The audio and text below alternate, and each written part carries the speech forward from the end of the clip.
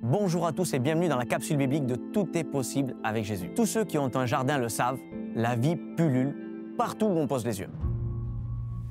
Mais qu'est-ce qui rend la terre aussi propice à la vie? Tu ne t'imagines pas le nombre de conditions qu'il faut remplir pour que la vie abonde comme sur terre. Voici les 5 points qui vont te prouver que Dieu est bien à l'origine de la vie sur terre. Point numéro 1, la température idéale. 15 degrés en moyenne sur la Terre grâce à l'atmosphère qui est composée juste de ce qu'il faut de CO2 pour faire un léger effet de serre.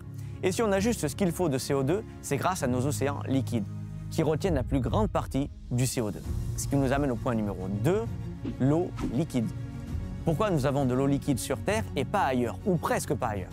La première raison est la parfaite distance Terre-Soleil, qui assure une température idéale.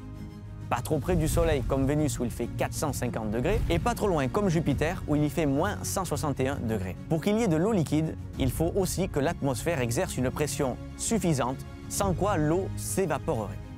Et pourquoi avons-nous encore cette atmosphère et qui n'a pas été balayée par les vents solaires comme sur les autres planètes? Ça nous amène au point numéro 3, le champ magnétique protecteur.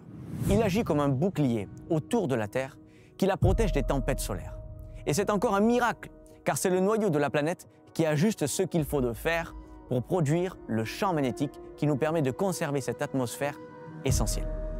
Le point numéro 4, c'est la composition parfaite de l'atmosphère. Là aussi, le dosage est précis. Il y a juste ce qu'il faut d'oxygène pour permettre la vie telle qu'on la connaît. Un peu moins, pas de vie, mais un peu trop et tout s'embrase à la moindre étincelle.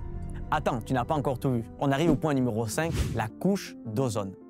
Parce que ces atomes d'oxygène se sont associés entre eux pour former l'ozone, la couche d'ozone. Et cette couche, elle nous protège des rayons UV. Ce qui est fou, c'est que cette couche est à l'épaisseur parfaite et elle est à la bonne altitude pour jouer son rôle protecteur. C'est un vrai miracle. Tu l'auras compris, la probabilité pour que tous ces facteurs soient réunis est si infime que le hasard n'a pas sa place dans l'apparition de la vie. L'hypothèse d'un Dieu créateur est tellement évidente lorsqu'on s'intéresse un petit peu à ce qu'il y a autour de nous. Et l'apôtre Paul nous dira dans Romains chapitre 1 et verset 20, « Les perfections invisibles de Dieu, sa puissance éternelle et sa divinité se voient comme à l'œil depuis la création du monde quand on les considère dans ses ouvrages. Ils sont donc inexcusables. » En effet, en considérant la création, tu ne peux plus ignorer que Dieu est aux commandes. Alors glorifie-le dès maintenant.